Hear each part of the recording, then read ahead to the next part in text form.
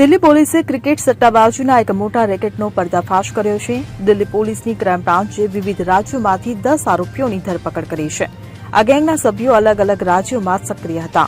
આરોપીએ ઓનલાઈન સટ્ટાબાજી માટે એક વેબસાઇટ પર માસ્ટર આઈડી બનાવ્યું હતું. ધરપકડ કરાયેલા આરોપીઓ દિલ્હી, યુપી અને રાજસ્થાનના છે. તેમની પાસેથી 5 લેપટોપ, 24 મોબાઈલ ફોન અને એક LED ટીવી સહિત ઘણી વસ્તુઓ જપ્ત કરવામાં આવી છે. પોલીસના જણાવ્યા અનુસાર બુકીઓનું આ રેકેટ 1 વર્ષથી ચાલતું હતું.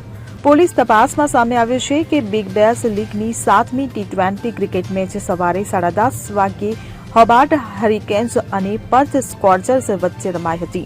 આ ટોળકીએ આ મેચ પર સટ્ટો રમાડ્યો હતો. આ મામલે દિલ્હી પોલીસની ક્રાઇમ બ્રાન્ચે કાયદાની યોગ્ય કલમો હેઠળ કેસ નોંધીને તપાસ શરૂ કરી છે. Bureau report CN24 news. હવે જુઓ દેશ દુનિયાની તમામ ખબરો તમારી આંગળીના ટેરવે.